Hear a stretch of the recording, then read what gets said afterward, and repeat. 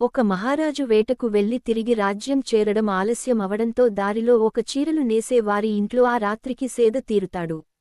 వచ్చింది రాజు అని తెలియక వాళ్లు అతిథి మర్యాదలు చేశారు. అలసిపోయిన రాజు ఉదయం లేవడం కాస్త ఆలస్యం అవడంతో ఆ ఇంటివాళ్లు వారి పనుల్లో వారు ఉన్నారు. రాజు లేవగానే చీర నేసే అతన్ని చూశాడు. అతడి చేతికి ఒక తాడు కట్టి ఉండడం గమనించాడు. రాజు వెంటనే ఎందుకు ఈ తాడు అని అడగగా ఆ వ్యక్తి రాజు అడిగే ప్రశ్నలన్నిటికీ సమాధానం పని చేస్తూనే ఇవ్వడం మొదలు పెట్టాడు. ఉయ్యాలలో బాబు నిదురపోతున్నాడు. బాబు కదిలినప్పుడల్లా ఈ తాడు లాగితే బాబు నిదురపోతాడు అని చెప్పాడు.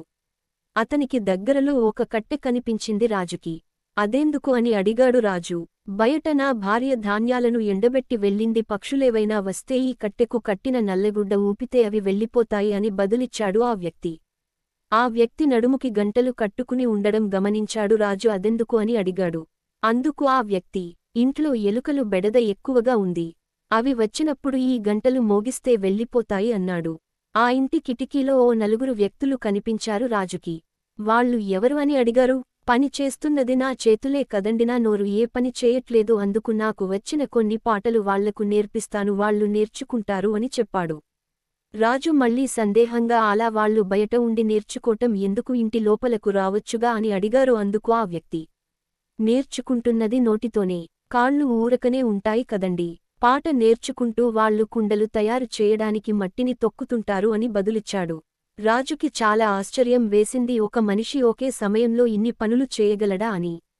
అందుకు ఆ చీరలు నేసే వ్యక్తి ఇలా అన్నాడు.